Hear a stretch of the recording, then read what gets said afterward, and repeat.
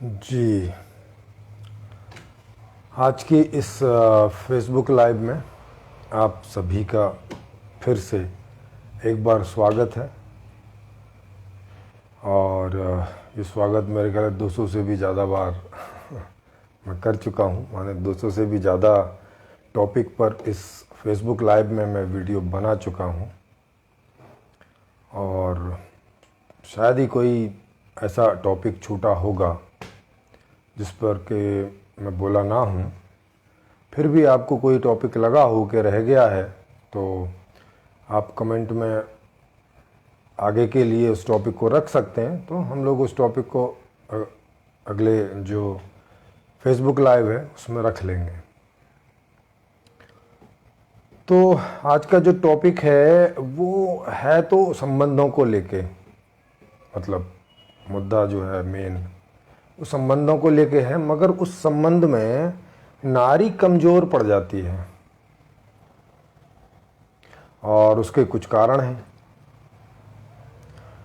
अब उसके कुछ कारण हैं तो सीधी सी बात है, अगर कोई बुद्धिमान आदमी उन कारणों का कोई निवारण कर सके तो स्त्री का जो कमजोरीकरण है, स्त्री जो कमज़ोर है, जो अपने आप को कमज़ोर अनुभव करती है और जिसकी वजह से उसका शोषण होता है हर रिश्ते में, वो चाहे माँ हो, दादी हो, माँ हो, पत्नी हो, बहन हो, प्रेमिका हो, बुआ हो, चाची हो, मासी हो, कोई भी जो स्त्री का संबंध है पुरुष के साथ में, तो लगभग हर संबंध में स्त्री अपने आप को कमज़ोर पाती है। ओवरऑल ऐसा नहीं कि हर स्त्री पाती है, पर मैक्सिमम और अधिकतम केसों में, अधिकतम स्त्रियां अधिकतम केसों में हर संबंध में, हर रिश्ते में वो अपने आप को कमज़ोर पाती हैं। जहाँ कहीं भी ऐसी स्थिति खड़ी होती है कि भाई कोई कंप्रोमाइज़ करना पड़ेगा, आदमी हो या स्त्री हो, तो उनमें से कंप्रोमाइज़ करना पड़ेगा, तो अधिकतम केसों में स्त्रियों को ही कंप्रोमाइज़ करना होता है या पड़ता है। इसके कुछ कारण हैं कि ऐसा क्यों होता है कि ज़्यादातर स्त्रियों को ही कंप्रोमाइज़ करने के लिए बाध्य होना पड़ता है,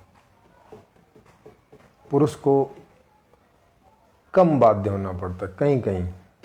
मतलब ये स्त्री पुरुष वाले रिलेशन की बात कर रहा हूँ, ये चाहे कोई भी रिलेशन हो, चाहे बहन भाई का रिलेशन हो, पिता पुत्री का रिलेशन हो, पुत्र और माता का रिलेशन हो, चाची भतीजा का रिलेशन हो, या कजन सिस्टर हो, या बुआ हो, या दादी हो, चाची हो, कोई भी रिलेशनशिप, प्रेमिका हो, तो उसमें अधिकतम केसों में आप देखेंगे, और ये आपका खुद का भी अनुभव होगा, आपके आसपास आपके खुद के जीवन में भी होगा, क्योंकि आपके भी तो स्त्रियों से विभिन्न प्रकार के संबंध होंगे ही। तो उसमें आप अनुभव करते होंगे कि अधिकतम परिस्थितियों में, अधिकतम केसेस में, क्योंकि अगर दुख है, परेशानी है उसमें, तो किसी को तो कंप्रोमाइज़ करना होगा, या तो आदमी को, या तो स्त्री को, या तो दोनों को। तीन ही कंडीशन है, या तो आदमी ज़्यादा कंप्रोमाइज़ करेगा, या तो स्त्री कंप्रोमाइज़ करेगी, और या तो दोनों मिल बांट के कंप्रोमाइज़ करेंगे। तो दोनों मिल बांट के करेंगे उसमें तो कोई चलो समस्या नहीं है वो तो, पर वैसा तो बहुत कम रिश्तों में हो पाता है, जहाँ कम से कम दोनों में से एक अथवा दोनों काफ़ी समझदारी का स्तर रखते हों तो ये संभव होता है, माने ये भी रेयर बात है। अधिकतम आप देखेंगे कि स्त्रियों को ही अधिकतम समझौते करने के लिए बाध्य होना पड़ता है, अधिकतम केसों में, अधिकतम परिस्थितियों में, अधिकतम समय। ये आप सबका भी अनुभव होगा ही। आप सब कोई 20 साल के हैं, कोई 30 के हैं, कोई 40 के हैं, कोई 60 के हैं, कोई 70 के हैं। तो जिनकी जितनी बड़ी उम्र हो रखी होगी उन्होंने अपने जीवन में इस बात को अनुभव किया होगा कि उनकी जो दादी रही होंगी, छोटे से देखें आप, जब छोटे रहे होंगे, मैं पुरुषों की बात कर रहा हूँ और स्त्रियों की, दोनों की भी, जब छोटे रहे होंगे तो मैंने देखा कि अगर मेरे दादा और दादी में से कोई समझौते की बात होती है तो दादी को ज़्यादा करना पड़ता है समझौता। दादा उतने बाध्य नहीं होते थे, दादी को ज़्यादा बाध्य होना पड़ता था।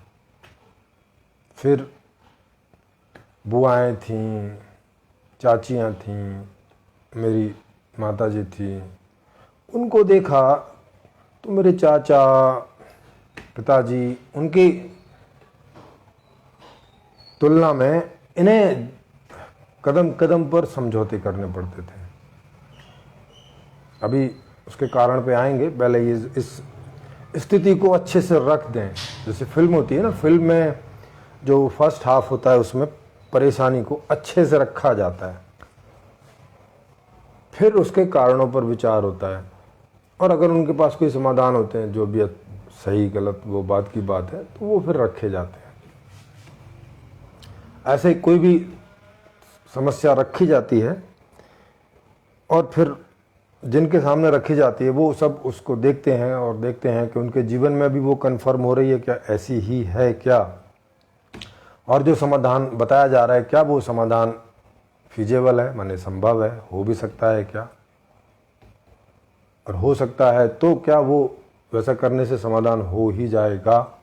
ये सब सोचने समझने के लिए ये सारी चर्चाएं होती हैं कि हर आदमी अपने जो भी उसका एक लेवल है उस लेवल से वो उसको जांच परख सके, और इससे उसके अपने जीवन में भी अंतर पड़ता है। ये चर्चा वगैरह करने से उसके अपने जीवन में अंतर पड़ता है, उसको पुनर्विचार का मौका मिलता है, देखता है कि हाँ, अगर वो कंफर्म करता है कि स्त्रियों को ज़्यादा समझौते करने पड़ते हैं, और अगर वो समझदार है, तो वो, ये भी एक रेयर घटना है, बहुत कम होती है पर होती है, इसके भी फ़र्क आते हैं हल्के फुल्के से, कि जब हमें एहसास होता है कि अच्छा, तो फिर हमारे अंदर स्त्रियों के लिए इन स्थितियों में एक सॉफ्ट कॉर्नर आ जाता है, और कम से कम हम अपनी ज़िंदगी में थोड़ा ख्याल रखते हैं कि उन्हें ज़्यादा समझौतों से बचा सकें, मतलब सारे समझौते उन्हें ही ना करने पड़े, उन्हें करने के लिए बाध्य ना होना पड़े, क्योंकि व्यवस्था खराब है तो समझौतों के बिना जी नहीं सकते, और वो समझौते स्त्री को नहीं तो पुरुष को नहीं तो दोनों को करने ही होते हैं, नहीं तो सरवाइव होना लगभग नामुमकिन होता है। तो इस तरह की बात है, लेकिन चूंकि उसमें स्त्री को ही ज़्यादा समझौते करने पड़ते हैं। अगर हम स्त्री और पुरुष दोनों की तुलना करें, चाहे घर के लेवल पे करें, चाहे गांव के लेवल पे करें, चाहे पूरे नगर के लेवल पे करें, चाहे पूरे देश के लेवल पे करें, और पूरी दुनिया के लेवल पर भी कर सकते हैं, तो अभी यही स्थिति है कि पूरी दुनिया में स्त्री जो है वो सबसे अधिक मामलों में समझौता करने के लिए बाध्य होती है, और लगभग जन्म से ही बाध्य होती है। माने जब से वो समझने लगती, जब तक नहीं समझती तब तक उसको मालूम नहीं है, लेकिन जैसे वो 2.5, 3, 4 साल की होती है, उसके साथ दोयम दर्जे का व्यवहार होने लगता है, उसी को ही समझौता कराया जाता है। जब वो बड़ी हो जाती है तो उसे खुद ही समझौते करने पड़ते हैं अपने लिए। जब तक छोटी है तब तक दूसरों के द्वारा उसको समझौते कराए जाते हैं, कई संस्कृति के नाम पे, इस तरह के नाम पे। ऐसा अन्याय जो है वो स्त्री के साथ पीछे से होता चला है। जितनी आपके पास हिस्ट्री आप देखेंगे कि पीछे से होता चला है, और आज तक वो कंटिन्यू है, अभी उसमें कोई समाप्ति नहीं हुई है। कुछ कमी जरूर आई है, और ये जो कमी आई है इसमें नो डाउट दोनों दो बातों का हिस्सा है। एक तो पहले से व्यवस्था काफ़ी कुछ अच्छी हुई है, और भले ही मैनेजमेंट के तौर पे अच्छा नहीं हुआ, मगर कई ऐसे कानून बन गए हैं कि जो स्त्रियों को थोड़ा सपोर्ट करते हैं और आदमी के अंदर थोड़ा संकोच पैदा करते हैं कि वो स्त्री के ऊपर ज़्यादा दबाव ना डाले। तो इन चीज़ों का एक हद तक फ़र्क पड़ता है कानूनों का। हालांकि उसके दुरुपयोग भी होते हैं, पर वो अलग मैटर है, उस पर कभी अलग बात करेंगे। तो पहले की बजाय अभी स्त्री थोड़ी ज़्यादा आज़ाद हुई है, पर अभी भी कोई हंसने लायक स्थिति नहीं है, माने खुश होने लायक स्थिति नहीं है। अभी भी कुछ बेहतर है।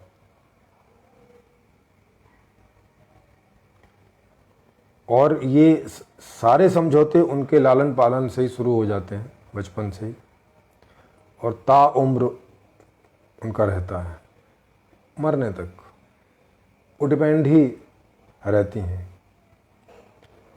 कभी अपने माता पिता पर डिपेंड रहती हैं, खैर छोटे बच्चे तो दोनों ही रहते हैं, पर हम तब की बात करें जब वो थोड़ी बड़ी हो जाती हैं। तो अपने माता पिता पर डिपेंड करती हैं, भाई पर डिपेंड करती हैं, फिर पति पर डिपेंड करती हैं, या प्रेमी पर डिपेंड करती हैं, उसके बाद फिर पुत्र पर डिपेंड करती हैं, और उसके बाद फिर पोते पर डिपेंड करती हैं।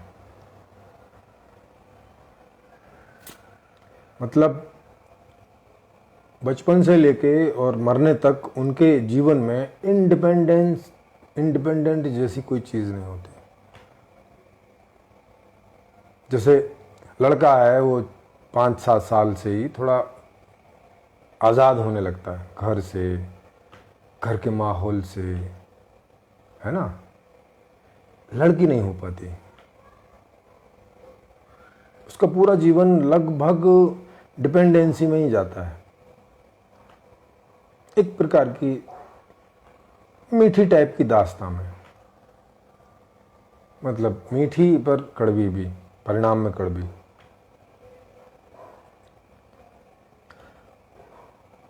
और इसके दो मूल कारण हैं। एक जो मैं आपको अभी बोलूँगा वो आप समझते होगे, कन्फर्म भी करोगे। दूसरा थोड़ा कैलकुलेशन करनी पड़ती है तो समझ में आता है कि मूल ये नहीं, मूल वो है।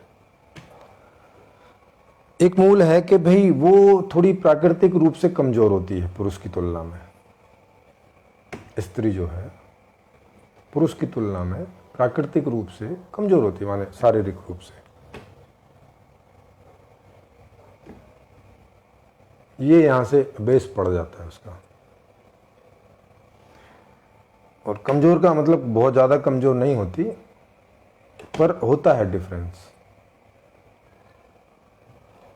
ये एक कारण है जिसको आप प्राकृतिक कारण बोल सकते हो, मगर ये मूल कारण नहीं है।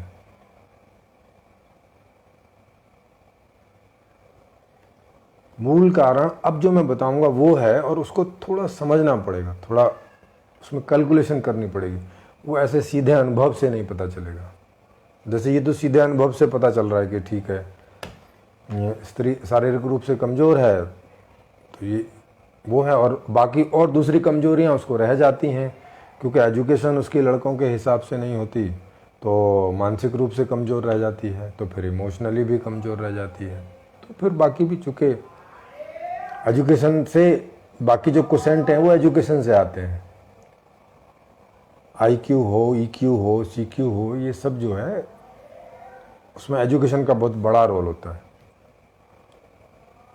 तो अब चूँकि स्त्रियों को एजुकेशन ही सेकेंडरी तौर पे मिलती है, पहला प्रेफरेंस जो दिया जाता है, पहली जो प्रायोरिटी दी जाती है वो लड़कों को दी जाती है, और पहले तो ज़्यादा दी जाती थी, अभी तो ठीक है, कुछ कुछ चल रहा है, कम से कम शहरों में। तो पर इसका मूल कारण क्या है? मूल कारण है जो अर्थशास्त्र है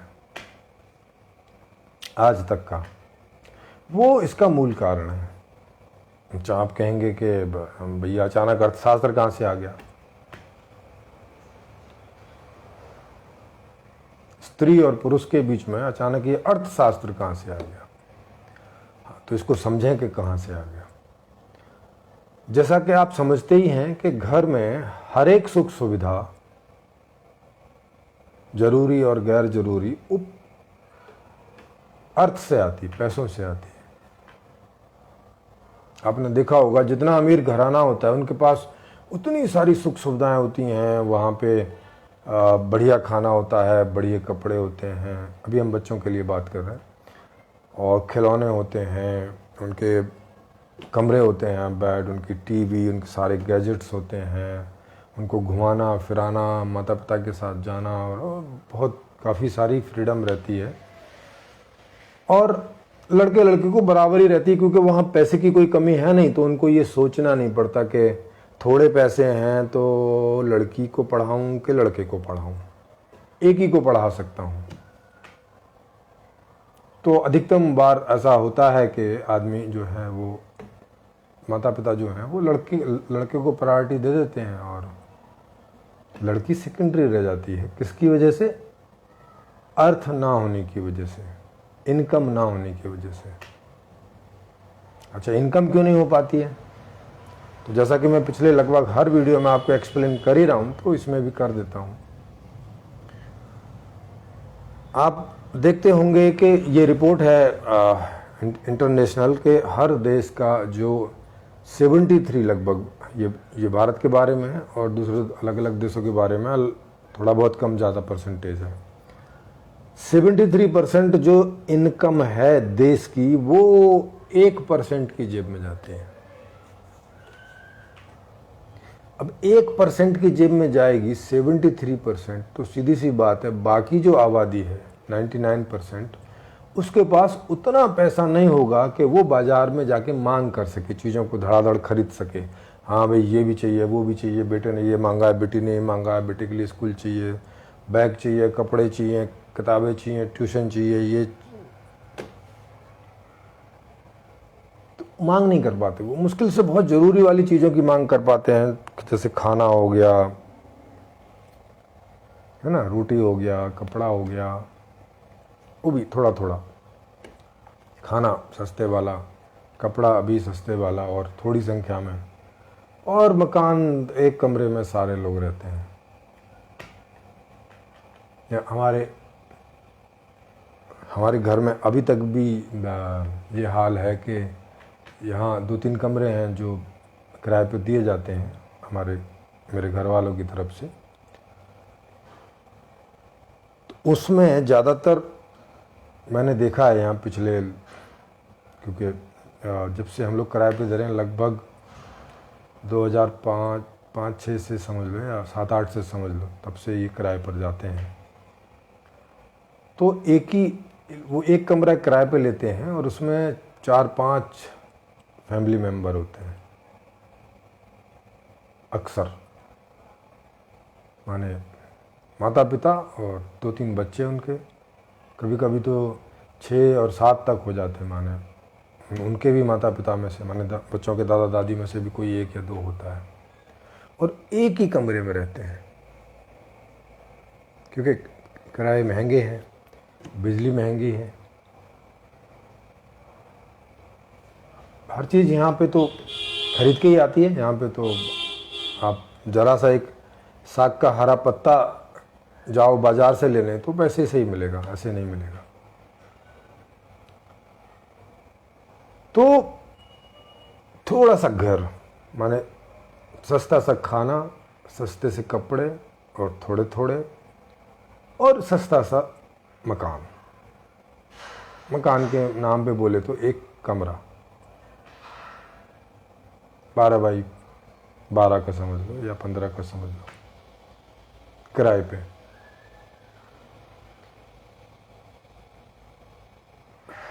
ये मुश्किल से कर पाते हैं, और ये भी सब नहीं कर पाते इतना भी। आप देखते ही हैं बाहर झोपड़पट्टी में और जो शहरों में जो सीवरेज है, नालियां हैं, उसके ऊपर में बहुत सारे लोग रहते हैं। तो मांग ही नहीं कर पाते हैं, क्योंकि पैसा ही नहीं है। पैसा क्यों नहीं है? क्योंकि नौकरी नहीं है, माने जॉब नहीं है। अच्छा, जॉब क्यों नहीं है? जॉब इसलिए नहीं है कि भाई ज़्यादा प्रोडक्शन होता ही नहीं। अच्छा, ज़्यादा प्रोडक्शन क्यों नहीं होता है? भाई कोई खरीद ही नहीं रहा है तो कहाँ से क्या करें प्रोडक्शन करके। अभी भी जितनी कंपनियां हैं भारत में वो अपनी पूरी क्षमता से काम नहीं करती। क्यों नहीं करती? क्योंकि उतनी मांग ही नहीं है। वो कंपनियां अभी से कुछ भी नहीं 1.5 गुनी और 2 गुनी 1.5 गुना 2 गुना प्रोडक्शन तक कर सकती हैं हर चीज का लगभग, मगर चूंकि मांग ही नहीं है तो प्रोडक्शन नहीं होता, बल्कि और छटनी करनी पड़ती है। साल भर का है तो 6-7 महीने में ही काम करके और उसको गोदाम में भर के और 4-5 महीने की छुट्टी कर देते हैं लोग। सैलरी जो है ना देनी पड़े, कम बचे, थोड़ा सस्ता प्रोडक्ट हो जाए, थोड़े लोग खरीद लें, मांग कर लें, इस चक्कर में। तो जब मांग ही नहीं है क्योंकि पैसा नहीं है, मांग नहीं है तो प्रोडक्शन नहीं होता, प्रोडक्शन नहीं होता तो ज़्यादा लोगों की ज़रूरत नहीं पड़ती, माने रोज़गार पैदा नहीं होता, रोज़गार पैदा नहीं होता तो लोगों को रोज़गार नहीं मिलता, अब रोज़गार नहीं मिलता तो इनकम नहीं होती भाई। तो देख रहे हैं दोनों तरफ के जो नियम हैं, यहाँ बिना पैसे के मांग नहीं कर सकते और इधर बिना रोज़गार के पैसा नहीं मिलेगा। तो चूंकि इधर मांग नहीं है तो रोज़गार नहीं पैदा हो रहा, और चूंकि इधर रोजगार नहीं है तो मांग नहीं पैदा हो रही है। माने ये दोनों नियम एक दूसरे को मिनिमाइज करके रखते हैं, कम से कम पे करके रखते हैं।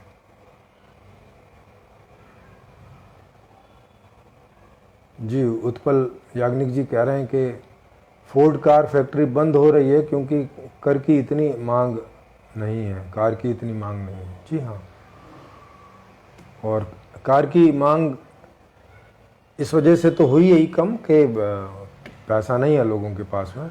एक और वजह से कम हो गई है कि जैसे ये ओला उबर जो एक कॉन्सेप्ट आया है, और ये बढ़िया कॉन्सेप्ट है, मगर पूंजीवाद में इसका नुकसान होता है।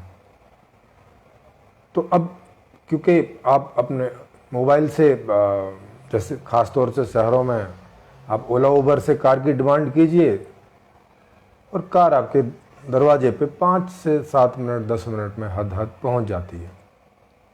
आपको कोई मेंटेनेंस नहीं करना, आपको कोई ड्राइवर नहीं रखना, आपको कोई उसका इंश्योरेंस नहीं रखना, आपके कोई उसका पोल्यूशन के कागज़ नहीं रखने हैं, आपको ये नहीं रखना कि रास्ते में कोई पुलिस पकड़ेगी, चेक करेगी, ये सिरदर्दी खत्म। रोज़ सुबह सुबह साफ़ नहीं करानी, कार को खड़ा करने के लिए 2-2.5-4 लाख रुपए का एरिया नहीं रखना। किराया भी रीजनेबल है, कम है। इस वजह से भी जो कारों की जो बिक्री है वो कम हो गई है। मतलब प्राइवेट लोग प्राइवेट कार नहीं खरीद रहे हैं। जो ज़्यादा खरीदारी जो हो रही है वो हो रही है टैक्सी के रूप में, और ये अच्छी बात है। नहीं तो कारें घर पे खड़ी खड़ी सड़ जाती हैं बेकार, क्योंकि प्राइवेट आदमी कितना इस्तेमाल करता है। मगर इससे जो कंपनियां हैं उन पे फर्क पड़ता है, वहाँ मांग कम होती है। क्योंकि पहले मान लिया जो 1000 कार जो काम करती थी वो अभी 200 कार कर देती हैं, क्योंकि वो रोडों पे घूमती रहती हैं, आपको जहाँ चाहिए वहीं पहुँच जाती हैं। पहले खड़ी रहती थी, तो अब वो 1000 में से 800 कार की तो डिमांड खत्म, 200 कार की रह गई।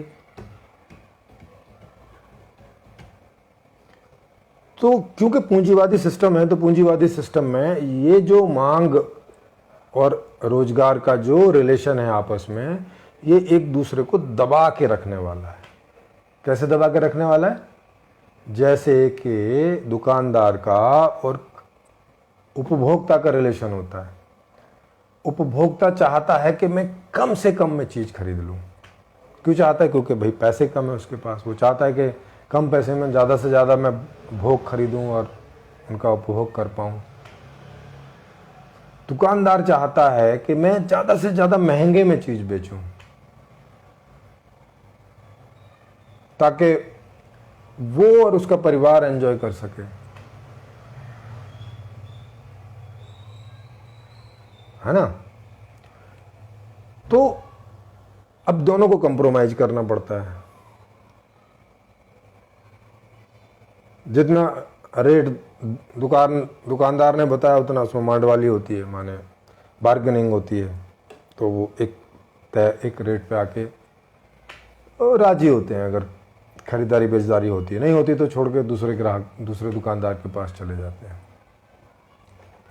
तो कम से कम मार्जिन पर ही खरीदारी बेचदारी होती है, जिसकी वजह से कम मार्जिन जो है उसमें से निकलता है, माने इनकम निकलती है। वहाँ किसकी इनकम है? बनिए की इनकम है। उसकी इनकम कम होगी तो वो भी नहीं खरीद पाएगा सारी चीज़ें। तो कहने का मतलब इनकम जब कम हो रही है अधिकतम लोगों की, जैसा कि बताया कि 73% 1% की जेब में जा रहा है लगातार। अब वो जो 1% है वो तो अपने लिए जो उसने खरीदना होगा खरीद लेता होगा, बाकी तो उसको कुछ है नहीं, वो बैंक में पड़ा रहता है पैसा, वो तो मांग करेगा नहीं, क्योंकि क्या करेगा, कोई घर तो भरना नहीं है चीज़ों से। लेकिन जो 99% बाकी लोग हैं वो क्या करेंगे? वो तो मांग कर नहीं सकते, क्योंकि उनके पास तो पैसा ही नहीं है। अब जब मांग नहीं कर सकते तो मामला गरीबी वाला रह जाता है। वही जो मैंने अभी बताया, मांग नहीं होगी रोजगार नहीं बढ़ेगा, रोजगार नहीं होगी मांग नहीं बढ़ेगा। ये दोनों नियम एक दूसरे को दबा के रखते हैं। तो ये है अर्थशास्त्र, ये अर्थव्यवस्था है आज तक की, अभी की नहीं, केवल आज तक की यही अर्थव्यवस्था रही है। यही अनपढ़ों वाली व्यवस्था, मतलब थोड़ी कम समझदारी वाली व्यवस्था है। तो अब इसके चलते पैसा कम रहता है तो अब घर में वो पैसा किसके ऊपर खर्च हो, ये सवाल खड़ा होता है माता पिता को, माने जो घर में कमाने वाले उनके ऊपर ये सवाल खड़ा होता है कि उनके पास जो थोड़ा सा पैसा है इसको वो किसके ऊपर खर्च करें, घर में जो सदस्य हैं उनमें किन के ऊपर खर्च हो। तो जब ये सवाल आता है तो अधिकतम ये होता है कि पुरुष के ऊपर खर्च होगा, ऐसा निर्णय लिया जाता है कि भाई लड़के को पढ़ाओ, लड़के को ट्यूशन लगाओ, लड़के को थोड़ा रखो, लड़के को बाहर भेजो, लड़के को थोड़ा करो, क्योंकि बड़ा होकर यही जॉब करेगा, यही घर चलाएगा, बहन की शादी भी यही करेगा। और लड़के की शादी में दहेज आता है लड़के के में, और लड़की की शादी में दहेज दिया जाता है, वहां भी कंप्रोमाइज। मतलब ये कई बातें इस प्रकार की हैं कि जिससे माता पिता भी, जब वो माता पिता होते हैं तो वो ऐसा प्रेफर करते हैं कि भाई घर में लड़का ही हो, लड़कियां ना हो। पहले तो लड़कियों को कुक में ही मरवा देते थे, एबॉर्शन करवा देते थे पता चल जाए तो। इसीलिए भारत में ये नियम बनाया कि भाई आप वो नहीं करा सकते, अल्ट्रासाउंड नहीं करा सकते, जिससे पता चल जाता है कि आपके गर्भ में लड़का है कि लड़की है, लिंग का निर्धारण हो जाता है। तो अब उससे क्या हुआ कि ठीक है, उससे लड़का और लड़की तो पैदा होने लग गए। बाद में तो कई घटनाएं ऐसी भी आई, जैसे हरियाणा वगैरह में और कई राजस्थान में ऐसे सुनने को आई कि जन्म हो जाता था तो लड़कियों को मार देते थे, गला घोट के। घर के कोई सदस्य ऐसे जिन्हें एकदम बहुत जोरों से लड़का चाहिए होता था, फिर लड़के की कई सारी डिमांड है उसके ऊपर कि जब माता पिता मरेंगे तो उनको मुखाग्नि देगा, उससे उनका स्वर्ग में वो जाएंगे, ये होगा, वो बहुत सारी ऐसी चीज़ें बना रखी हैं, जिसकी वजह से कि लड़की की बजाय लड़के को प्रेफरेंस माता पिता देते, माने माता भी दे देती है, जबकि वो खुद लड़की है, वो खुद कंप्रोमाइज भोग कर आई है। फिर भी जब वो माँ बनती है तो वो भी ऐसा निर्णय ले लेती है, जब वो दादी बनती है तो ऐसा निर्णय ले लेती है। क्यों ले लेती है? रूट में वही वजह है, पैसे की कमी। क्योंकि इतना पैसा नहीं है कि घर के हर सदस्य पर खुलकर खर्च किया जा सके। तो अब थोड़ी चीज है तो आप कंप्रोमाइज होगा, अब किसी को तो करना पड़ेगा। तो जब बच्चियां होती हैं तो उनमें बच्चियों को कंप्रोमाइज कराया जाता है और वैसे ही सिखाया जाता है कि भैया के कहने में चलो, पहले भैया को खाना दो, खुद बाद में खाओ, है ना। जैसे जैसे वो बड़ी होती रहती है उसको ये सब सिखाया जाता है। जब उसकी शादी की जाती है, पति ही परमेश्वर है, सास ससुर ही अब तेरे माता पिता हैं, वो जैसा कहें उनके कहने में चलना। अरे भाई उनके कहने में क्यों चलना, बराबरी से चर्चा हो ना, जो बात सही हो वो उस हिसाब से चले। किसी के कहने में क्या चलने का क्या मतलब है। तो माने बचपन से लेके उसको सिखाया भी ऐसे जाता है। अब सिखाते ऐसा क्यों है, क्योंकि उनको मालूम है कि जब भी दूसरे घर में भी जाएगी और कंप्रोमाइज होगा तो इसी को ही करना पड़ेगा, क्योंकि यहाँ पर भी वो उसी को ही करवा रहे हैं। तो ये उनका अपना एक्सपीरियंस है, अनुभव है। तो इस आधार से उन्हें ये वो पूर्व तैयारी कराते हैं बच्चियों से कि भाई, ताकि उन्हें वो कंप्रोमाइज करने में ज़्यादा दुख ना हो, वो उस कंप्रोमाइज को कर करके ना उनके लिए वो नॉर्मल बन गया हो, नॉर्मलाइज बन गया हो। जैसे जो पहले दास होते थे ना, तो जब शुरू शुरू में दास बनते थे तब बड़ा बुरा लगता था, क्योंकि कोई अच्छा व्यवहार तो होता नहीं था दासों के साथ में। लेकिन धीरे धीरे जब 1 साल होगी, 2 साल होगी, तो उनके लिए वो नॉर्मल बन जाता था क्या, और या वो एक्सेप्ट कर लेते थे कि अच्छा यही ज़िंदगी है। तो उसमें बहुत सारी चीज़ों को वो प्रतिरोध भी नहीं करते थे, बोले अच्छा अब ये होता ही है और इसका कुछ हम कर नहीं सकते, तो एक्सेप्ट कर लेते थे, ठीक है भाई। तो ऐसे ही जो हैं लड़कियां एक्सेप्ट करती चली जाती हैं और फिर पूरी जिंदगी करती रहती हैं। जब भी कंप्रोमाइज की बात आती है तो लड़कियों की तरफ, स्त्रियों की तरफ देखा जाता है कि अच्छा भाई तुम्हें ही करना है, देख लो। और अब किसी न किसी को तो करना ही है, तो स्त्रियां भी तैयार हो जाती हैं कि भाई अब क्या कर सकते हैं, करना तो है ही है, तो ठीक है जी। वो भी फिर क्योंकि अब उनको प्रिपरेशन ही ऐसी कराई गई है शुरू से कि अब उनको भी लगता है कि भाई करना तो है ही है, अब ये उनकी जिम्मेवारी जैसी ही उनको लगने लगती है, तो वो अपने आप को प्रस्तुत कर देती हैं, पेश कर देती हैं कि चलो भाई हमारे ऊपर ही बिल फाड़ो। तो यूं करके नारी का जो है शोषण वो बचपन से लेके और मरने तक लगातार होता ही रहता है, विभिन्न प्रकार के बहानों के द्वारा।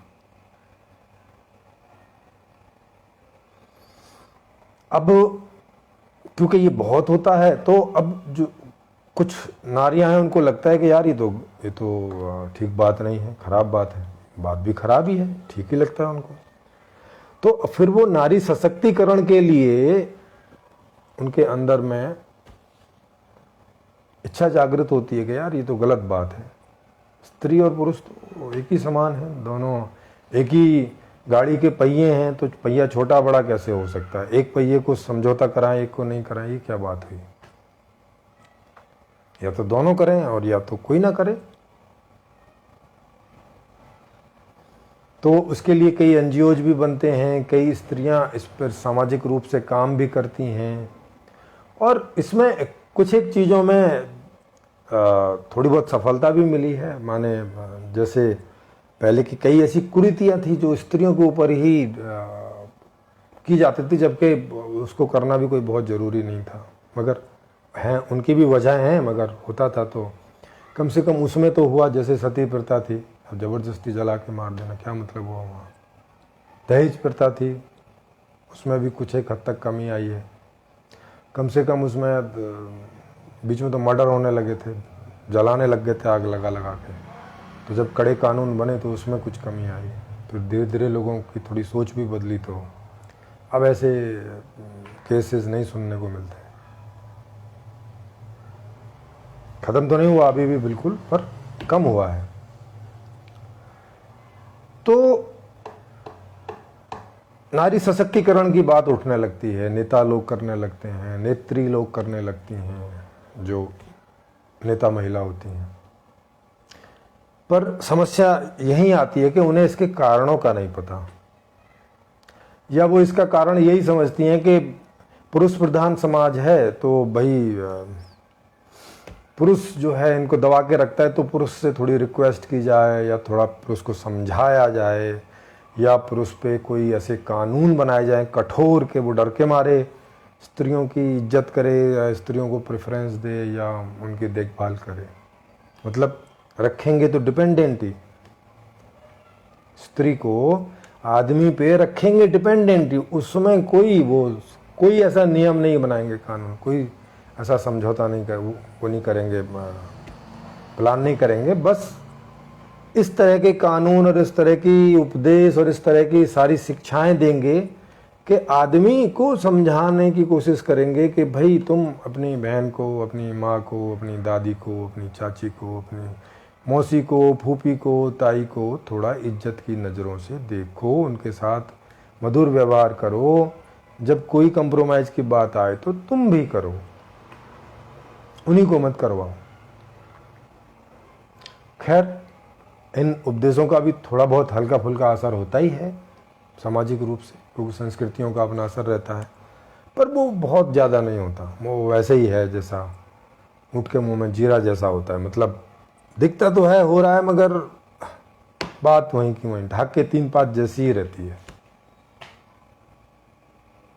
कोई सिग्निफिकेंट असर नहीं आता ऐसा कि कोई रिमार्केबल हो, हाँ भाई बड़ा अंतर आया, ऐसे करके नहीं आता। और वो इसलिए नहीं आता क्योंकि मूल में जब कारण मौजूद है तो ऐसे ऊपर ऊपर से सेंट मारने से कितना अंतर पड़ेगा। तो इसलिए नारी सशक्तिकरण की बात होती रहती है। अच्छा, इसमें फिर और इसमें कभी कभी नर की प्रताड़ना भी होने लगती है। जब कोई बहुत कठोर कानून बन जाते हैं तो कई स्त्रियां उनका दुरुपयोग भी करती हैं, या बोले तो वो दुरुपयोग करने के लिए मजबूर होती हैं, हम लोगों की भाषा में बोलेंगे तो। और उसमें कई बार वो वाले नर फंस जाते हैं जो थोड़े कोमल हृदय वाले होते हैं। वही आदमी फंसते हैं इसमें जो थोड़ा सोचते हैं नारियों की तरफ, थोड़े सॉफ्ट रहते हैं नारियों की तरफ।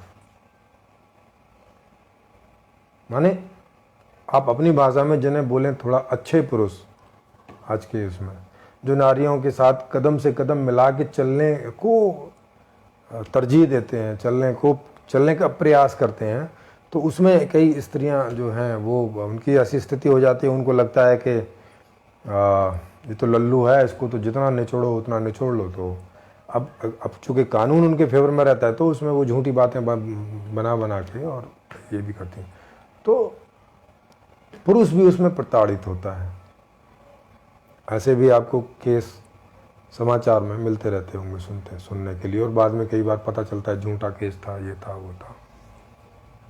हालांकि वो बहुत ज़्यादा नहीं होते संख्या में, और उसकी वजह यही है कि ले दे के सारा पैसा आदमी के पास ही रहता है। स्त्रियां हर प्रकार से आदमी पे डिपेंडेंट हैं, बना के रखी गई हैं, सिस्टम ऐसा है। तो और ज़्यादातर स्त्रियों ने सोच भी लिया है कि भाई ठीक है, ऐसा ही सही। उनको लगता है कि यही सिस्टम है, मतलब हम हैं ही ऐसे। क्योंकि जब कोई परंपरा बहुत लंबी चलती है, सदियों चलती है, तो आदमी को लगने लगता है कि शायद यही सच्चाई है, शायद यही ट्रूथ है, यही जीवन का सच है, ऐसा लगने लगता है। एवरेज जो एवरेज इंटेलिजेंट लोग होते हैं वहाँ तक भी लोगों को ऐसा लगने लगता है कि यही सच्चाई है, जबकि वो परिस्थिति जन्य परिणाम है और लगातार सदियों से आ रहा है। लेकिन चूंकि लगातार सदियों से आ रहा है तो उनको लगता है कि यही सच्चाई है, तो इसको तो नकारा नहीं जा सकता। तो ठीक है भाई, एक्सेप्ट करो, और इसको एक्सेप्ट करते हुए जितना ठीक से जी सकते हो जियो, ठीक भी है। और आदमी क्या करे या स्त्री क्या करे जब कोई सोल्यूशन ना हो। तो आज तक ऐसी स्थिति रही है कि स्त्रियां खूब जोर भी लगा रही हैं स्वतंत्र होने के लिए, इंडिपेंडेंट होने के लिए, और कोई स्त्री हो भी जाती हैं, थोड़ी बहुत व्यवस्थाएं बदली भी हैं, सामाजिक अंतर भी आए हैं, तो उन्हें थोड़े बहुत मौके भी मिलते हैं। तो कोई कोई स्त्री स्वतंत्र होती है, बाहर काम करने लगी हैं, तो पैसा ही स्वतंत्रता है। पैसा है तो स्वतंत्रता है, नहीं है तो नहीं है। पैसे से बहुत स्वतंत्रता मिलती है, माने अर्थ से। इससे भी आपको समझ में आएगा कि अर्थ मूल में है। आदमी क्यों स्वतंत्र है स्त्री की बजाय ज़्यादा? क्योंकि अर्थ इसके पास रहता है हर जगह। हर जगह अर्थ इसके पास रहता है।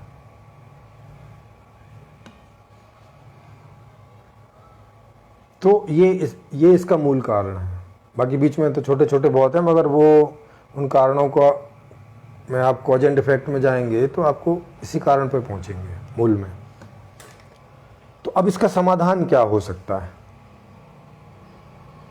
या आप मुझसे पूछेंगे कि मैंने इसका समाधान क्या किया। ठीक है, मैं इतनी देर से आपको बता रहा हूं कि भाई ये समस्या है, वो समस्या है, इसका समाधान क्या हो। क्योंकि ये एनजीओ बना लेना, नारी सशक्तिकरण, उसके नारे लगाना, उसके फेवर में आपने काफ़ी सारे कानून बना लेना, ये कर लेना, वो कर लेना, इससे बड़े पैमाने पे असर नहीं पड़ता, बहुत थोड़ा थोड़ा सा असर पड़ता है।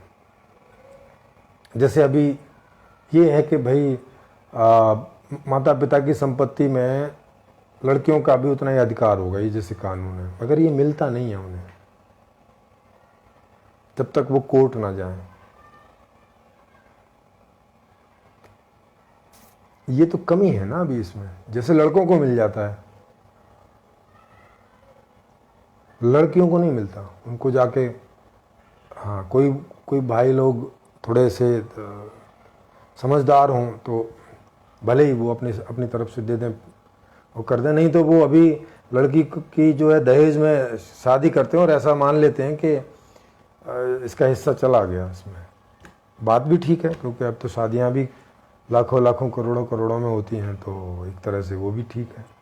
लेकिन वो तो पति के पास चला जाता है, लड़की के पास तो नहीं रहता ना।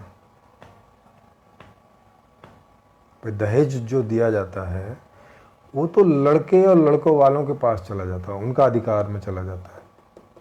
ये तो यहाँ पर भी डिपेंड थी, जो लड़की थी बहन के और बेटी के रूप में, और ये वहाँ बहू और पत्नी के रूप में वहाँ भी डिपेंडेंट ही रहती है। इसकी ज़िंदगी में तो कोई असर नहीं उसको।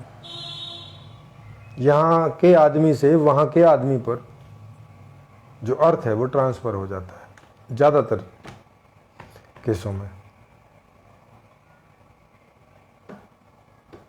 तो इसका समाधान क्या है? तो इसका समाधान है संपूर्ण समाधान। संपूर्ण समाधान क्या है, इसको थोड़ा सा समझने की कोशिश करेंगे। संपूर्ण समाधान एक किताब है जो मैंने लिखी है और जिसमें पूरा सिस्टम दिया है।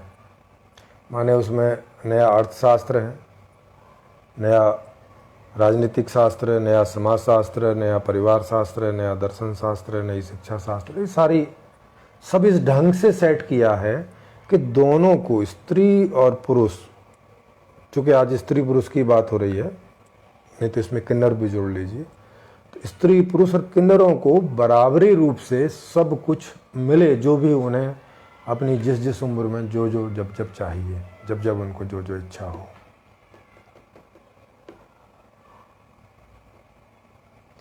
जी उत्पल याग्निक जी कह रहे हैं कि पैसे वाले भी स्त्रियों से भेदभाव क्यों करते हैं, यह मात्र आर्थिक कारण है या कि सामाजिक? जी मूल में तो आर्थिक कारण ही है ना, क्योंकि आप जैसे कह रहे हैं कि पैसे वाले लोग, हालांकि वो लोग कम भेदभाव करते हैं, मगर पैसे वाले लोग माने पैसा लोगों के पास है, स्त्री के पास क्यों नहीं है बराबरी से? भाई पैसा आदमी के ही पास क्यों है?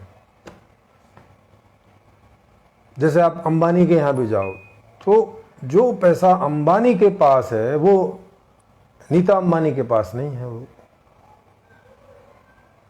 हालांकि चलो वो उनको आज़ादी भी देते होंगे, वहाँ ये दिक्कत नहीं भी होगी, लगता भी नहीं है कि है, बाहर से जितना देखने में आता है। लेकिन फिर भी क्योंकि वहाँ बहुत पैसा है, वो 10-20 करोड़ रुपए ऐसे दे के भी रख सकते हैं। वो सुना उन्होंने, कोई उनको बोइंग विमान भी दिया बहुत सारे करोड़ों का प्रेजेंट, तो वहाँ तो इतना ज़्यादा ये वो लोग हैं जो 73% इनकम जिनकी 1% की जेब में जाती है, तो वहाँ तो इतना पैसा है कि वो तो चलो नहीं भी भेदभाव करते होंगे, तो वहाँ तो उतनी दिक्कत भी नहीं है। या आप जितने रिच ज़्यादा रिच परिवार में जाओगे तो वहाँ गरीबों की बजाय कम दिक्कत है, ये कमजोरीकरण वाला जो हिसाब में। वहाँ दूसरी दिक्कतें हैं जो जो जो चीज़ें सामाजिक रूप से बन गई हैं, क्योंकि कोई भी स्थिति परिस्थिति अगर सदियों लंबी चलती है तो वो सामाजिकरण उसका हो जाता है।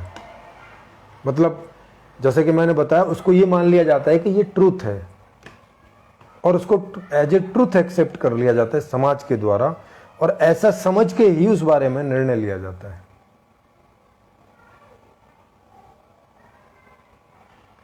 तो बाद में ये सामाजिक और पारिवारिक भी हो जाता है ये, मगर इसके मूल में रहता है आर्थिक ही, शुरू वहीं से होता है।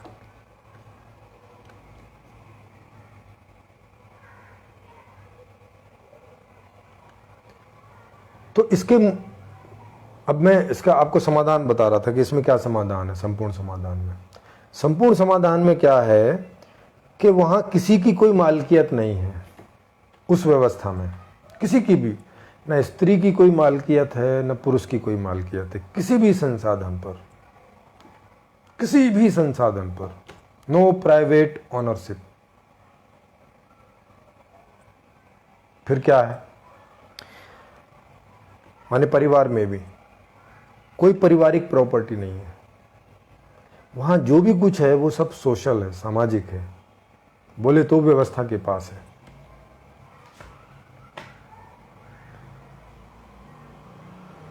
और व्यवस्था के पास है माने सबके पास है, वहाँ सब व्यवस्था ही है।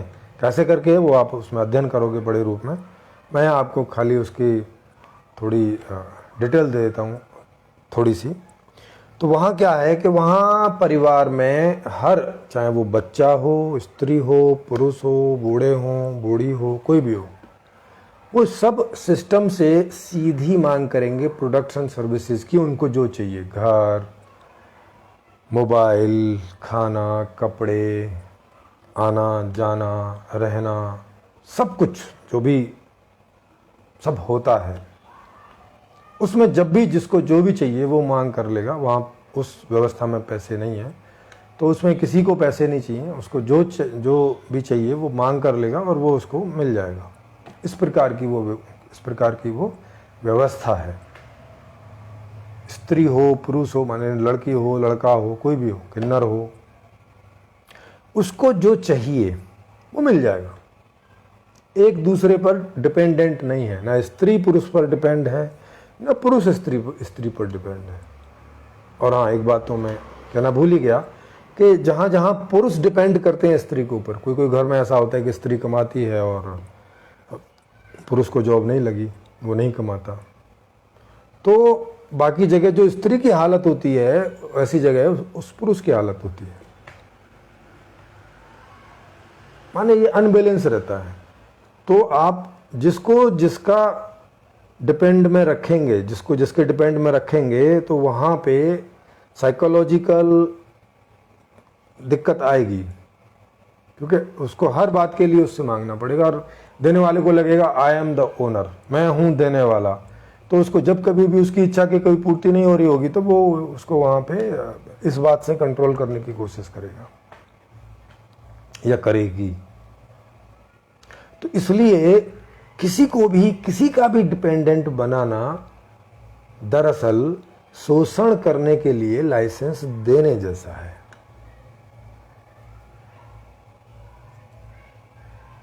अगर आप किसी को मेरे डिपेंडेंसी में रख देते हैं, वो चाहे मेरी बेटी क्यों ना हो जिसको मैं बहुत प्यार करता हूँ, वो चाहे मेरी पत्नी क्यों ना हो, वो चाहे मेरी माँ ही क्यों ना हो जिसे मैं बहुत प्यार करता हूँ, और अगर वो मेरे डिपेंडेंट हैं, तो अब चूंकि मेरा दिमाग तो मेरा दिमाग है, वो भाई उनका दिमाग है। तो ऐसा बहुत बार होगा उन्हें बहुत प्रेम करने पर भी कि मुझे कई बार लगेगा कि भाई ये तो पैसा बेकार में बर्बाद करे, जबकि उनके लिए वो बहुत ज़रूरत हो सकती है। मुझे ऐसा लगेगा और मैं नहीं दूंगा और कंट्रोल करने की कोशिश करूंगा, या मुझे जो उनसे चाहिए था होगा वो अगर उनकी इच्छा नहीं है देने की तो मैं कहूँगा कि नहीं।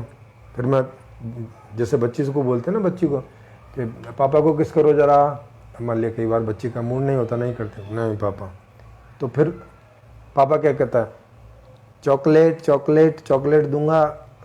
अब ये क्या कर रहे हो? ठीक है, ये सब प्रेम प्रेम में हो रहा है, मगर है तो ये थोड़ा सा बाध्य करना नहीं हो गया उसको? बाध्य करना हो जाता है ना ऐसे कि भाई चॉकलेट चाहिए। अब चूंकि वो मेरे ऊपर डिपेंडेंट है तो मुझसे उसको चॉकलेट मिलेगी, तो उसको पता है कि चॉकलेट जब मिलेगी तो पापा से मिलेगी, तो पापा की बात अगर नहीं मानी तो पापा नाराज हो जाएंगे, तो पापा को किसी दो या कोई भी बात मानो पापा की।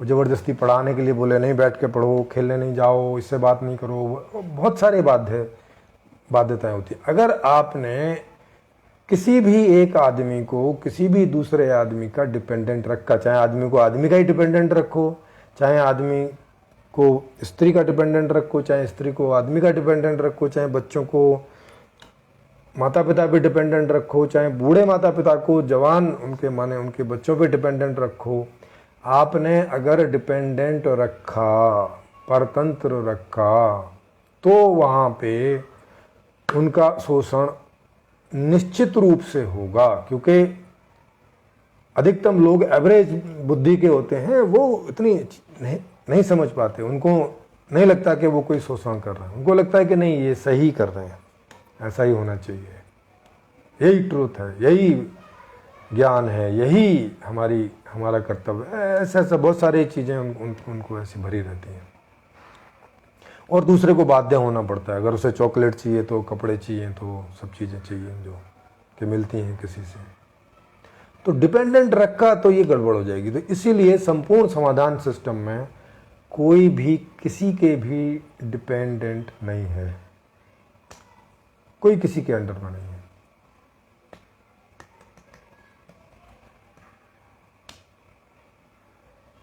तो इससे क्या होगा? इससे ये होगा कि कोई भी किसी को मैनिपुलेट नहीं कर पाएगा, क्योंकि इसी के चक्कर में तो मैनिपुलेट होता है। परिवार में भी नहीं कर पाएगा, बाहर भी नहीं कर पाएगा। जैसे अभी क्या करते हैं, ये ले जाओ ड्रग्स का पैकेट, तुम वहां पहुंचा दो, हम तुम्हें 10,000 रुपये दे देंगे। ये पैसों के चक्कर में तो मैनिपुलेट किया जा रहा है उसको, कि इस पैकेट को यहां से स्मगलिंग, और वो पैसे के लिए कर देता है, क्योंकि पैसे से ही उसे फ्रीडम मिलेगी। और वो पैसे के लिए इस आदमी पर डिपेंड कर रहा है, क्योंकि उसके पास कोई जॉब वगैरह है नहीं जहाँ से उसको मिलता हो, जो लीगल टाइप की जॉब रहती है। तो उस सिस्टम में सब इंडिपेंडेंट हैं, किसी को भी किसी की कोई भी ऐसी बात मानने के लिए बाध्य होने का कोई कारण नहीं है जो वो नहीं करना चाहता। दूसरा करा भी नहीं सकता, क्योंकि उसके पास ऐसा कुछ है नहीं जिससे कि दूसरे को बाध्य कर लेगा। अभी तो पैसा है, इससे कर लेता है।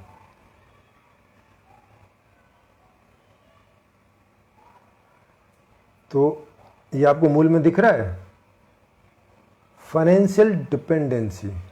और यहाँ फाइनेंस का मतलब समझिए कि प्रोडक्ट्स एंड सर्विसेज, माने जीवन में जो हमें ज्ञान कर्म भोग चाहिए होता है, जिसकी हमारी इच्छाएं होती हैं, तो अगर हम उन्हें, आपके ज्ञान कर्म भोग को किसी के ऊपर डिपेंड कर देते हैं, तो वो आपका राजा जैसा हो जाता है, वो आप पे राज करने लगता है। उतने मामले में, उस मायने में वो आपका राजा होता है और आप उनकी प्रजा होते हो। तो शोषण होता है।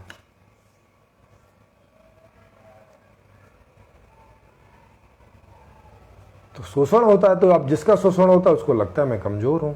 बात भी ठीक है भाई, कमजोरी अनुभव होगा कि यार मैं तो कमजोर हूं, मुझे ही बाध्य होना पड़ता है, मैं ही हम हमेशा जो है समझौते करती हूं, तो उसको लगेगा कि ये कमजोरी की वजह से है। है तो सही बात है, आर्थिक कमजोरी की वजह से है। अब रोजगार थोड़े से हैं, तो अब चूंकि आदमी कोई ज़्यादा शिक्षा वगैरह वगैरह सामाजिक रूप से ऐसा हो रखा है, तो वही वहाँ मेन पहुँच जाता है। ज़्यादातर स्त्रियाँ जो हैं वो हाउसवाइफ ही बन पाती हैं। कोई 2-4% स्त्रियाँ समझ लो कि जो जॉब वगैरह पे चली जाती हैं। तो अधिकतर स्त्रियों को ये कमजोरी अनुभव होती है कि मेरे हाथ में कुछ भी नहीं है, मैं अपनी कोई मर्जी नहीं चला सकती, मैं कोई निर्णय नहीं ले सकती। जो निर्णय लेंगे वो मेरा पति लेगा, कि मेरा पिता लेगा, कि मेरा भाई लेगा, कि मेरा बॉयफ्रेंड लेगा, कि मेरा बेटा लेगा, कि पोता लेगा।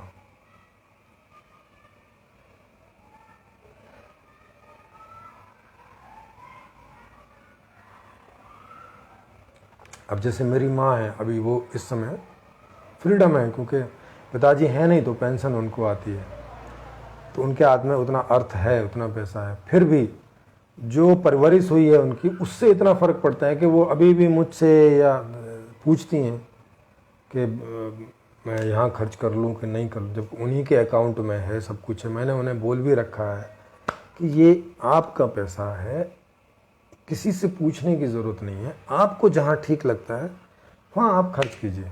हाँ, ऐसे ही चर्चा के लिए, डिस्कशन के लिए आप ही को नहीं ठीक से तय हो रहा हो तो ठीक है, चर्चा करने के लिए रख सकते हैं कि आपको अगर लगता है कि आपका बेटा ज़्यादा समझदार है या कुछ है तो ज़्यादा अच्छी कोई राय दे देगा वगैरह वगैरह, ऐसे करके पूछना जो हो चर्चा करने तो कर सकते हैं, लेकिन निर्णय आप ही करो, अंतिम निर्णय। इसलिए जब भी वो कोई भी ऐसी बात बोलती हैं तो मैं उन्हें उसके लिए ऐसे करके रखता हूँ चीज़ें कि भाई आप ही निर्णय करो। हाँ, मुझे जो कुछ दिखता है मैं अपना कोई पॉइंट रख देता हूँ और उसके बाद में ये बोल देता हूँ कि ये निर्णय आप ही को करना है और आप ही करेंगे। इससे उन्हें अच्छा भी लगता है, क्योंकि घर में एकमात्र मैं हूँ जो उन्हें निर्णय करने के लिए अपनी तरफ से जो है प्रस्तावना देता हूँ, तो उन्हें अच्छा लगता है।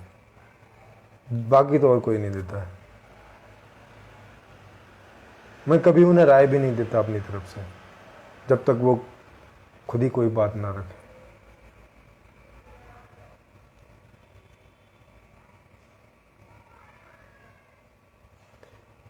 तो चूंकि अब वो बचपन से वैसे आ रही हैं, तो वैसे ही उन्होंने जीवन जिया है, उनका जो मानसिक पैटर्न है, जो बौद्धिक पैटर्न है, वो वैसा ही बन गया है।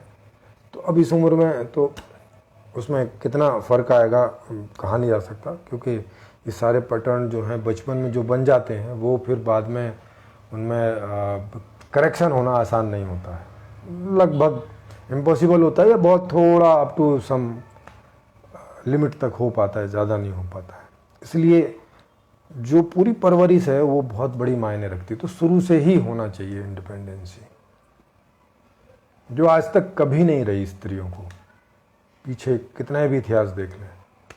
तो ये पहली बार होगा इस व्यवस्था में कि किन्नर्स को और स्त्रियों को, बच्चों में दोनों आ जाते हैं, लड़का लड़की, इनको कभी भी इंडिपेंडेंसी नहीं रही है आज तक, कोई भी व्यवस्था में, पीछे की जितनी भी थी। ये फर्स्ट टाइम होगा कि जब इन्हें डिपेंडेंसी मिलेगी, जन्म से मृत्यु तक, माने बुढ़ापे की मृत्यु तक, ये पहली बार होगा। और जब ऐसा होगा तो तब न स्त्री को, न पुरुष को, न किन्नर को कभी भी ऐसा लगेगा कि वो कमजोर है, क्योंकि तब उसे जो निर्णय लेने होंगे वो ले सकेगा, उसको कोई बाध्य नहीं कर सकेगा, कोई रोक नहीं सकेगा, ना कोई रोकना चाहेगा, किसको रोकने की जरूरत पड़ी है। तो हर आदमी अपनी जिंदगी जिएगा, उसको अपने जीवन से फुर्सत कहाँ मिलेगी। अपना जीवन में अपना जो एंजॉयमेंट है, भाई ऐसे समझो कि थोड़ी देर के लिए आज की व्यवस्था में सबके पास करोड़ों रुपए हों, चूँकि पूंजीवाद में वो संभव तो नहीं होते, और थोड़ा सा ऐसे ही मैं जो बात बोल रहा हूँ उसको समझने के लिए थोड़ा इमेजिन करो। मान लिया कि सबके पास करोड़ों रुपए हों, ठीक, तो तब हर आदमी अपनी जिंदगी जीने क्या के चक्कर में रहेगा कि ये इस चक्कर में रहेगा कि दूसरा क्या कर रहा है, वो क्या कर रहा है, उसका क्या कर दूं, उसको रोक दूं, ऐसे थोड़ी सोचेगा। तो पहले अपनी ज़िंदगी जीना चाहेगा ना भाई, मस्ती में ऐसे करके। तो ये व्यवस्था इसी प्रकार की है। ऊपर से आप जबकि आप उसे रोक भी ना सको, क्योंकि व्यवस्था इस प्रकार की है। एक तो आपको रोकने की किसी को जरूरत नहीं पड़ेगी, रोकने टोकने की। ऊपर से आप चाहोगे भी तो कर नहीं पाओगे, संभव नहीं है उसमें।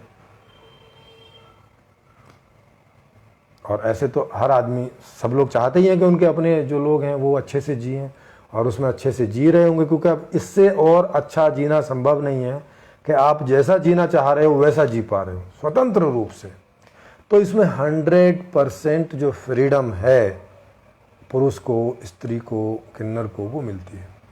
अच्छा, एक और चीज़ है आज के उसमें कि ठीक है, आज तक की जो व्यवस्था है उसमें पुरुष ज़्यादा स्वतंत्र है स्त्री से, मगर जब कोई किसी को बांधता है दास्तां में तो वो खुद भी उसके साथ बंध जाता है। ये इनडायरेक्टली टाइप की दास्तां होती है। जैसे आपने जेल में देखे होंगे, तो जेल में तो कैदी तो रहते हैं, ठीक है, वो तो कैदी हैं, मगर उन कैदियों के साथ जो वहाँ कर्मचारी रहते हैं उन्हें भी उसी परिवेश में रहना पड़ता है। ठीक है, वो उनसे स्वतंत्र हैं, मगर परिवेश में वहाँ उन्हें उसी परिवेश में रहना पड़ता है, उसी तरह की बातें सुननी पड़ती हैं, उसी तरह के जो उन्हें अच्छा तो नहीं लगता। तो अगर सभी को 100% फ्रीडम देनी है, क्योंकि आज की व्यवस्था में कोई भी, ना आदमी, ना स्त्री, ना बच्चे, ना बूढ़े, ना किन्नर, कोई स्वतंत्र नहीं है पूरी तरह से। तो ये व्यवस्था में पहली बार ऐसा होगा कि हर बीइंग, मनुष्य में जो है वो 100% स्वतंत्र होगी। स्वतंत्र माने अपने हिसाब से जीवन जी रही होगी। स्व माने खुद के, तंत्र माने सिस्टम। स्वतंत्रता एक है, परतंत्रता दूसरे के हिसाब से। तो ऐसा पहली बार होगा कि पूरा जीवन बचपन से लेके और बुढ़ापे तक, मरने तक आदमी स्वतंत्रता पूर्वक जी सकेगा। तो फिर उसे कभी नहीं ऐसा एहसास होगा कि मैं कमजोर हूं, कि मैं पहलवान हूं, नहीं। फिर उसे एहसास होगा कि हाँ, मैं जो हूं ठीक हूं, कंप्लीट हूं, परफेक्ट हूं और मजे की जिंदगी जी रहा हूं। ना फिर वो किसी को बाध्य करेगा, ना किसी के द्वारा बाध्य होगा। ये संपूर्ण समाधान में ये इस प्रकार का सिस्टम है। माने शुरू से ही है, आपको जो एजुकेशन लेनी है वो ही आप एजुकेशन लेंगे, जितनी लेनी है उतनी लेंगे। पूरी परवरिश का सब जो भी कुछ चाहिए वो सब आपको आपकी मांग पे मिलता रहेगा। 25 से 50 के बीच में आपको कोई एक जॉब करना अनिवार्य होगा आपकी योग्यता रुचि के आधार पे, उसमें भी दिक्कत नहीं है, आपकी रुचि का आधार उसमें है। 50 के बाद में पूरे जीवन आपको जो चाहिए सब कुछ मिलता रहेगा, ऐसे ही बिना कुछ काम करे। 25 तक भी बिना कुछ करे मिलता रहेगा। ऐसी आपकी जो जीवनचर्या है वो उसमें चलेगी आपके हिसाब से, आपको जैसी चाहिए। सभी प्रकार के ज्ञान, कर्म, भोग आपको जब, जहाँ, जैसे, जितनी मात्रा में चाहिए आपको मांग करने पे मिलते रहेंगे। इस प्रकार की ये व्यवस्था है। तो इसमें नारी, पुरुष, किन्नर सब बराबरी से जी सकेंगे। कोई कमजोर नहीं होगा, कोई पहलवान नहीं होगा एक दूसरे से। सब अपने अपने आप में जितने सक्षम होने चाहिए वो होंगे, उनकी रुचि से, अपनी रुचि के आधार से। ऐसी वो पूरी की पूरी व्यवस्था है। अब वो ऐसी कैसे व्यवस्था है, उसका ताना बाना क्या है, ये तो आप उसके लिए किताब पढ़ें, बहुत सारे वीडियोज हैं वो देखें, क्योंकि 1 घंटे के वीडियो में हम लोग जो भी कोई टॉपिक लेते हैं उसी के संदर्भ को क्लियर करते हैं। और टाइम भी मेरे ख्याल कितना हो गया, ओहो टाइम भी काफ़ी हो गया। तो अब मैं आपके इसको कंक्लूड करते हुए क्वेश्चन ले लेता हूँ, अगर कोई छूट गए हैं तो।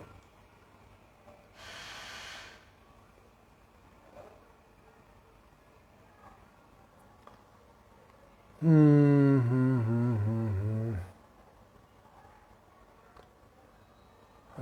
सरदारजन तो उसमें रखा ही है, ये तो आप पढ़ी लेंगे जी। जीवन की समान वैल्यू का ना होना, इसमें एक चीज़ और रह गई। एक तो ये था तो आर्थिक स्थिति स्वतंत्रता वाला जो मेन चीज़ थी, इसमें एक और चीज़ होती है, वो संबंधों के लिए होती है कि संबंधों में हमारी मैचिंग का होना बहुत ज़रूरी होता है। ये 5 मिनट का ही है, इसको आप सुन लेंगे तो ये कंप्लीट पूरा हो जाएगा टॉपिक, क्योंकि इसमें सभी इंडिपेंडेंट हैं तो एक दूसरे के पास पैसों के लिए या डिपेंडेंसी के लिए तो रहने की ज़रूरत होगी नहीं। तो फिर आप पूछेंगे कि अच्छा तो फिर एक आदमी दूसरे आदमी के पास रहेगा किस लिए, तो वो रहेगा संबंधों वाले सुखों के लिए। वो कई सारे सुख ऐसे होते हैं जिनको संबंधों का सुख बोलते हैं, इमोशनल लेवल के सुख होते हैं वो, और वो संबंध बनाने से ही मिलते हैं, लेकिन वो समबंध होना चाहिए। ये डिपेंडेंसी वाला बंध नहीं, दासता वाला बंध नहीं, स्वतंत्रता वाला बंध, समबंध। सम माने बराबरी वाला, और बंध माने एक बॉन्डेज आपके और उसके बीच में कोई किसी बात के लिए। तो संबंध होने के लिए सबसे पहली शर्त है कि वो दोनों के दोनों पूर्णतया स्वतंत्र हों। अगर पूर्णतया स्वतंत्र नहीं है तो संबंध ही नहीं बनेगा, नंबर 1। नंबर 2, उनमें मैचिंग होनी चाहिए आपस में। जैसे उदाहरण के लिए आपको क्रिकेट पसंद है, मुझे भी क्रिकेट पसंद है, माने देखना, तो हम दोनों में ये एक बंधन हो सकता है कि जब जब भी क्रिकेट होगा तो हम दोनों एक दूसरे के साथ बैठ के क्रिकेट देखने का मज़ा लेंगे, क्योंकि अकेले में उतना मज़ा नहीं आएगा जितना कि जिन जिन को क्रिकेट पसंद है उनके साथ बैठ के देखने में मज़ा आता है। यही संबंध का मज़ा होता है। तो चूंकि ये चीज़ें आप में और उनमें कॉमन हैं, तो ऐसे कई लोग जब आप जिएंगे और कंप्यूटर भी उसमें आपकी हेल्प करेगा, तो आपके पास में आपके जितने भी प्रकार के सुख हैं वो किन किन लोगों के साथ आपकी मैचिंग होती है आपके आसपास में, वो आपको मालूम चल जाएगा। उसका ऐसा सिस्टम मैंने बना रखा है उसमें। तो आपको जब जब भी उस प्रकार के सुखों की इच्छा होगी तो आप उनके साथ में बैठ के या उनके साथ में सहवास करके और आप उस प्रकार का सुख लेते रह सकते हैं। जैसे एक ही जैसी फिल्में, मान लिया आपको फिल्म देखनी है कोई एक, तो उस फिल्म को देखने वाले आसपास के कैसे लोग हैं जो आपका और उनका टेस्ट मैच करता है, तो उनके साथ आपका संबंध बन जाएगा उस बात के लिए। किन्हीं के पास रहने का आपको अच्छा लगता है तो उनके साथ रहना अच्छा लगने लगेगा, माने रहने वाला संबंध बनेगा। वैसे सब स्वतंत्र हैं। तो ये जो मैचिंग है और पूरकता है एक दूसरे की, उस आधार पे आपके संबंध बनेंगे, तो कभी कोई दुख पैदा ही नहीं होगा संबंधों में जैसे अभी होता है। अभी कई लोग हैं जो अमीर लोग हैं, चूंकि अभी कोई सिस्टम नहीं है संबंधों का, तो स्त्री उनको मैचिंग नहीं मिलती अगर वो पुरुष हैं तो, और अगर स्त्री हैं तो पुरुष मैचिंग में नहीं मिलता। अब रहना तो एक दूसरे के साथ पड़ेगा, क्योंकि सामाजिक व्यवस्था, पारिवारिक व्यवस्था ऐसी कर रखी है कि अगर आप पति पत्नी हैं, बहन भाई हैं, बाप बेटा हैं, कोई भी आपका संबंध है, तो आपको उसी घर में रहना पड़ेगा। मतलब ज़्यादा से ज़्यादा एक दूसरे के सामने आते रहना पड़ेगा।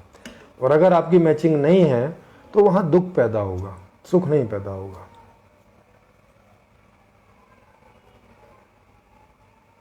है ना, ये कुछ उदाहरण मैंने आपको दिए हैं।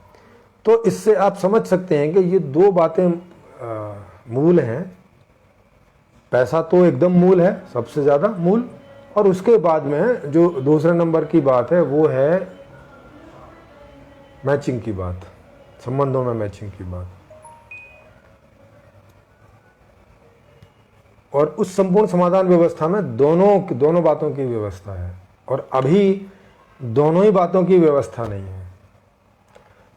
अभी ना स्वतंत्रता है आपको, माने ना तो इंडिपेंडेंसी है सबके पास, और ना संबंधों का ही कोई हिसाब किताब है कि हम कैसे इस बात को जानें।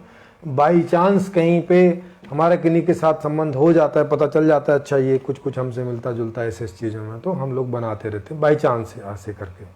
कोई प्लेटफॉर्म नहीं है जहां हम पता कर सकेंगे हमारी इस रुचि का कौन कौन मिलते जुलते हैं। ऐसा कोई प्लेटफॉर्म नहीं है ढंग से। लेकिन संपूर्ण समाधान में ये दोनों बातें रहेंगी, तो इसलिए उसमें ये पूरी तरह से समाधानित होगा। माने दुख तो पैदा ही नहीं होगा और सुख लगातार पैदा होते रहेंगे आपके जीवन में, वो भी आपके अनुसार। इस तरह की ये व्यवस्था है। तो उसमें आपको अलग से कोई नारी सशक्तिकरण, कोई पुरुष सशक्तिकरण, कोई किन्नर सशक्तिकरण, कोई बच्चा सशक्तिकरण, कोई वृद्ध सशक्तिकरण, कोई वृद्धा पेंशन, कोई विधवा पेंशन, कोई बच्चा पेंशन, कोई इन सब की कोई ज़रूरत नहीं है। कोई ज़रूरत नहीं पड़ेगी इन सब की। और जब ये व्यवस्था आ जाएगी तो फिर नए प्रकार की संस्कृति का जन्म होगा, नए प्रकार के पारिवारिक संगठन का जन्म होगा, नए प्रकार के सामाजिक संगठन का जन्म होगा, खुद ही व्यवस्था के। क्योंकि अभी जो हुआ है वो भी व्यवस्थाओं के चलते हो रहा है। तो उसमें व्यवस्था ही जैसी होगी तो वैसा फिर वो सामाजिक परिवार और सब बदलना शुरू हो जाता है। और एक दो पीढ़ी में उन लोगों को वो लगने लगेगा कि ये ट्रूथ है। तो वो उसको वैसे ही एक्सेप्ट कर लेंगे जैसे अभी इस बात को एक्सेप्ट करते हैं, अभी का जो हिसाब किताब है। तो आशा है कि आपको ये बात समझ में आई होगी, और फिर भी कुछ रह जाए तो फिर आप पूछ सकते हैं अगले उसमें, और एक किसी नए टॉपिक के साथ में आपके साथ भेंट होगी। और कल मेरा लगभग 4 बजे के आसपास इंटरव्यू है, तो कल वो वाली मीटिंग तो नहीं होगी जो शाम को 9 से 11 बजे होती है। उसकी जगह पे कल संडे है और 4 से 6 बजे या 7 बजे जितना भी होगा लाइव इंटरव्यू होगा। और जो याग्निक जी हैं, उत्पल याग्निक जी जो ऑस्ट्रेलिया से हैं, तो वो वहाँ से ऑनलाइन इस मेरे बारे में, संपूर्ण समाधान के बारे में वो क्वेश्चन वगैरह करेंगे जिन्हें मैं आंसर करूँगा। तो वो शायद 4 बजे से होगा, जो भी टाइम होगा उस पर हम लोग डाल देंगे। और अगर शेड्यूल चेंज नहीं हुआ तो चेंज होगा तो बता देंगे। वैसे अभी तक यही है कि संडे को 4 बजे से वो लगभग रहेगा। तो उसका मैसेज आपको मिल जाएगा व्हाट्सएप में जी। तो आपका बहुत बहुत धन्यवाद। यहाँ पर भी मिल जाएगा, प्रीति जी यहाँ पर भी उसका लिंक डाल देंगी, फेसबुक में भी। तो आप सभी का बहुत बहुत धन्यवाद आज की इस चर्चा में। अगली चर्चा में फिर से मुलाकात होगी। सभी को नमस्कार।